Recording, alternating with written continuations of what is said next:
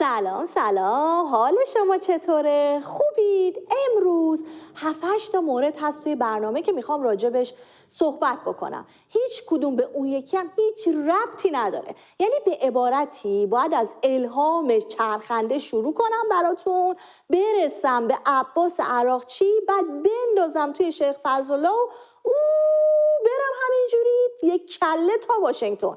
اما خب چاره ای نیست. آقا تا کی قضاوت؟ تا کی هی زندگی مردم رو از دور ببینیم و نظر بدیم؟ ما اصلا آیه داریم که میگه Only God can judge me. پس چرا اینقدر ما جاجوییم؟ چرا هی قضاوت میکنیم؟ هر کسی یک کفشی داره، باید با کفش اون راه رفت تا ببینید چرا اینجوری راه میره. و اینو بدونیم که دنیا محل مکافات عمله عزیزم. چه من، چه هر کس دیگه. هر آنچه که بنویسیم، هر آنچه که قضاوت کنیم، هر آنچه که فکر بکنیم، اینجا یک کفش از منه. باید پا بکنی و یه روز جای من قرار بگیری. آی گل گفتی خانم چرخنده. من 2 ساعته دارم همینو به بیننده ها میگم که بابا هر کی یه کفشی داره. البته خدا اون روز نیاره ما پا تو کفش شما بکنیم، چون ما مشکلی با چادری شدنت که نداریم عزیزم. به هر حال یکی رفت سوئد، باد زد، حجابش رفت. شما هم شاید رفتی قومی، مشهدی، جایی، یهو باد زده، چادر افتاده رو سرت. ما مشکلمون این نیست. اینه که ذوب در ولایت شدی هم میخوای بگی به خاطر میخه توی کفشته؟ الی جون، کفشتو در می آوردی پا برهنه میرفتی که بهتر بود تا بشی مجیزگوی جلاد. اگه اینجوریه که ما باید کفش همه مزخرفان طول تاریخ رو پا کنیم و تا پا نکردیم قضاوتشون نکنیم. بعد شما که انقدر هنر داری، از هر انگشتت یه هنر میباره، چه نیازی به این پاچمالیا داشتی؟ پس این که میگن شما کار نمی کنید بحث دیگری. شاید عزیزانمون در عرصه هنر فقط حقیر رو در فضای بازیگری دیده بودن، ولی خب همیشه علاقه‌مند در این بخش‌های مختلف بودم. خب در سالهای خیلی دور در بخش ترانه سرایی و موسیقی و کارگردانی مستند سالها درس پس دادم. در بخشای حالا اجرا بوده یا بخش نویسندگی بیشتر بوده یا حتی کارگردانی بخشای مختلف، ولی خب مردم نازنینم، همون عزیزایی که لطف دارن، حقیر رو در بخش بازیگری بیشتر میبینن. بفرما. ببین چقدر ماشاءالله اکتیو و فعالم هست. بعد هی نشستن یه عده میگن کار نیست، شغل نیست، این نیست، اون نیست.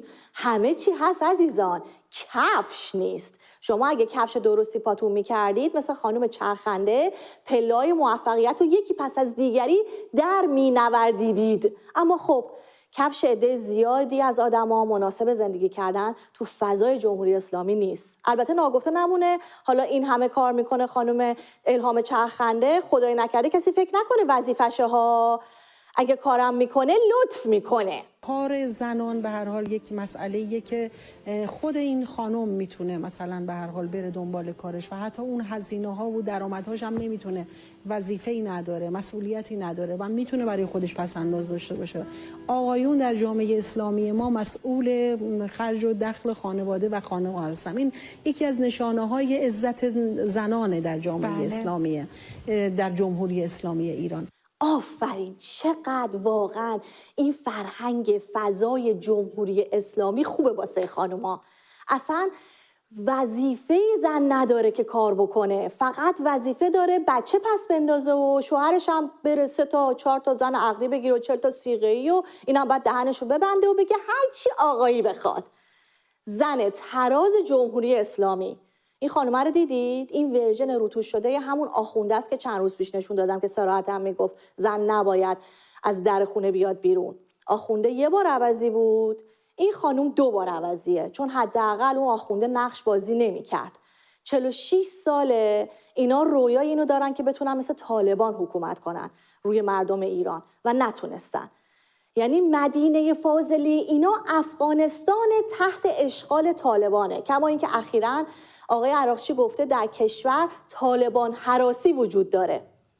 انقدر بدم میاد از این آدمای ترسو که از هر چیزی میترسن.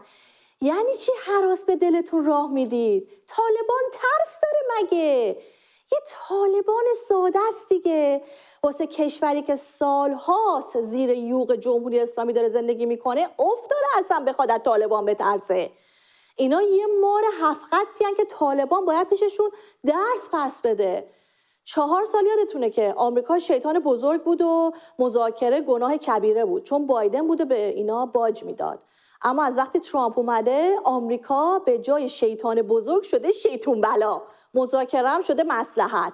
به قول دبیر شورای عالی امنیت ملی با کفارم میشه مذاکره کرد. تازه این همش نیستا، در ادامه گفته اگه جایی که باید کوتاه بیایم سرسختی کنیم آسیب میبینیم. والا ما که خیلی واقف نیستیم به قرآن، ولی تا جایی که خوندیم جایی توش نگفته کوتاه بیایید و اینا. اتفاقا گفته کافر گردن بزنید و از بلندی پرتش کنید پایین. حالا باز خودتون بهتر میدونین. عضو کمیسیون امنیت ملی مجلس هم گویا گفته که با تدبیر و شجاعت میشه وارد مذاکره شد. حالا شما هی قصه سرایی کنید تا مذاکره رو عادی سازی کنید، ولی تو محل ما به این حرکت میگن کم آوردن. صادقانه بیاید بگید آقا کم آوردیم، اگر هم بخوایم باقی بمونیم باید مذاکره کنیم و کلی امتیاز بدیم به ترامپ. اینجوری خودتونم اذیت نکنید. خدایی سخته هر روز کلی فکر میکنید که به جای اینکه بگین غلط کردیم و از اون غذاهایی که وحید شمسایی دیروز میخوره خوردیم جمله‌های قشنگ بیاین بسازید.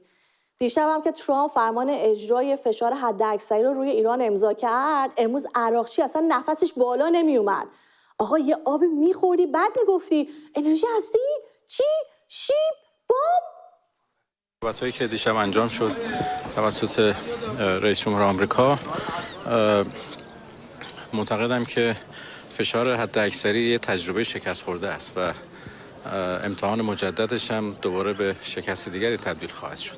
اگر موضوع اصلی این هست که ایران دنبال سلاح هسته‌ای نره که این قابل حصول هست، این خیلی چیز مشکلی نیست. ایران یک عضو متعهد NPT بوده. ایران موازش در این خصوص کاملا روشن هست. فتوای مقام معظم رهبری هم وجود داره که تکلیف رو برای همه ما روشن کرده. آره بابا، فشار حداکثری که چیزی نیست که، فقط نمیدونم چرا نفست بالا نمی اومد. کلا همشون انگار دیشب ایزی لایف لازم شده بودن. بدو اومدن همشون عکس العمل نشون دادن. اون از عراقچی، اینم از عارف نخودی. در مورد سلاح هسته‌ای ما فتوا داریم. فتوا هم برای مسلمان و به خصوص شیعه یه حرف آخر هست که استفاده از فعالیت‌های غیر صلح‌آمیز هسته‌ای ممنوع هست. تو این مسیر راهبرد اون مشخص هست. مگر ایشون به صحبت‌هایی که میگه اعتقاد داره که ایران نباید وارد فضای سلاح هسته‌ای بشه، این راهبرد دائمی ایران هست و ایشون خیالش راحت باشه. ما فتوا داریم و در این راهبرد هم آقا مشکل 2 تا شد، نه ببخشید 3 تا شد. اول این که یکی باید عارف رو به ترامپ معرفی بکنه، بگن اصلا این کی هست. 2 باید ترامپ رو ببرن کلاس‌های اسلامی تا متوجه بشه اصلا فتوا یعنی چی. بعد از تمام این مراحل ترامپ که مغزش اندازه شما فندقی نیست که اصلا حرفای شما رو باور بکنه. ولی خارج از شوخی، اینی که دیشب ترامپ امضا کرد بازم دودش میره تو چشم مردم. اما اگر شما فکر میکنین کک اون عمود خیمه میگزه، خیر، مذاکرم بکنن باز میشه به ضرر مردم، چون اینا فقط میخوان جیب خودشونو پر بکنن که اینجوری به تته پته افتادن. پس از ریشه باید یه کاری کرد. هیچ دولتی، هیچ کشوری به فکر مردم ایران نیست. ترامپ هم فقط به فکر مملکت خودش و مردم خودش. اوکی. برنامه رو با ویدیوی طنزی از صفحه مصطفی جلالی تموم میکنیم. این شماره رو لطفاً یادداشت بفرمایید، توی گوشیتون سیو بکنید. هم از طریق واتساپ، هم از طریق تلگرام میتونید ویدیوهای خودتون رو به دست من برسونید و این هم آیدی تلگرام برنامه است. شما هم اگر ویدیویی در فضای مجازی دیدید که به نظرتون جالب میومد برای من بفرستید. نظرتون هم درباره کارهای ترامپ میتونید برای من ویدیو بگیرین و بفرستین. شما میدونید من چقدر دوستتون دارم و تا آزادی ایران اینجا همه چی در هم خواهد بود. احتمالاً هممون این آهنگ خاطره انگیز و بارها شنیدیم. فارسیشو که خیلی نفهمیدیم، انگلیسیش کردم که بیشتر نفهم. They're yellowing in the moon to be like suns at the noon. The autumn leaves rustling, this is innocent fortune. Sugar is full of her, but fate and destiny are not. Watch the moonlight and the sun, if we are one is the dawn. So once upon a time, the evil eye be blind. Two black suns at the noon, two eyes with Sorma behind. My garden provokes jealousy, same as heathen in fantasy. May her eyelash live long, it's just the end of the song. It's just the end of the song.